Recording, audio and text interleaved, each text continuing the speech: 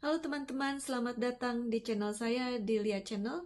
Saya ingin membahas topik yang penting banget nih guys, yaitu bagaimana cara menghindari kesalahan dalam berinvestasi dan juga bagaimana caranya mengelola keuangan pribadi dengan lebih bijak. Karena jujur aja guys, di sekitar kita ini banyak orang yang punya penghasilan tinggi tapi selalu merasa kurang, dan sebagian diantaranya juga ada yang ikutan investasi tapi uangnya hilang karena investasi yang bodong atau penipuan. Jadi di Indonesia itu banyak orang tertipu investasi karena edukasi keuangannya kurang dan juga gampang tergoda oleh janji manis. Gawat itu, janji manis itu gawat. Nah, contoh yang sering terjadi, ada orang yang diajak ikut investasi emas, tapi skemanya MLM atau ikut trading forex yang dijanjikan untung 30% atau 40% per bulan untungnya, katanya. Jadi kita tinggal duduk manis aja, padahal ujung-ujungnya uangnya hilang.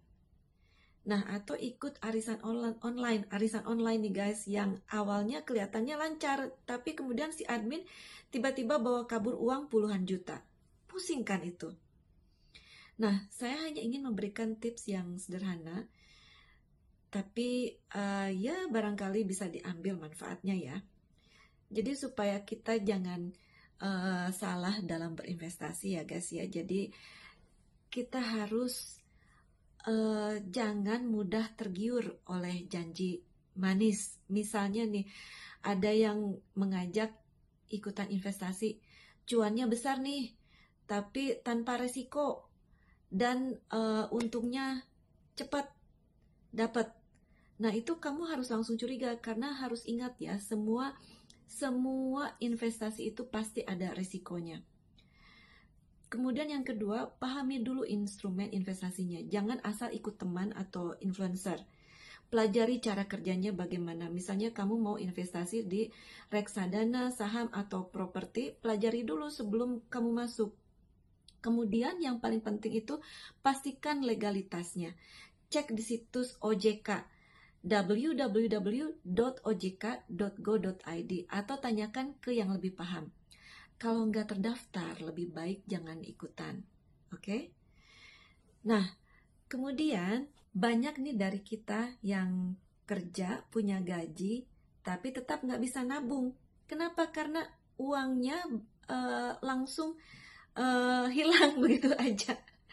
Misalnya nih, begitu gajian langsung check out online, beli kopi kekinian tiap hari, cicil HP, atau dan lain sebagainya ya. Akhirnya sampai lupa nabung.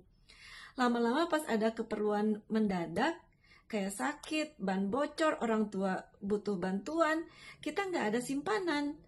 Nah, jadi tips mengatur keuangan yang sederhana ya, buat catatan pengeluaran bulanan. Tahu nggak, kadang yang bikin bocor itu pengeluaran kecil, seperti misalnya jajan online yang 20 ribuan, tapi lama-lama jadi besar. Nah, makanya kita harus bikin catatan pengeluaran bulanan. Misalnya pisahkan nih uang sejak awal. Begitu gajian, langsung alokasikan misalnya sekian persen untuk kebutuhan pokok misalnya, kemudian sekian persen untuk keinginan dan hiburan, kemudian sekian persen untuk tabungan dan investasi, dan gak kalah pentingnya sekian persen harus disisihkan untuk emergency. Jadi kalau ada kebutuhan apa-apa yang mendadak, itu kalian ada simpanan, begitu guys. Jadi intinya begini, kalau kita nggak belajar dari sekarang, kita akan mengalami masalah keuangan. Itu pasti cepat lambat, pasti akan ada masalah keuangan. Nah, jadi mulai dari sekarang, yuk kita belajar pelan-pelan. Nggak usah langsung expert. Yang penting konsisten dan terus belajar.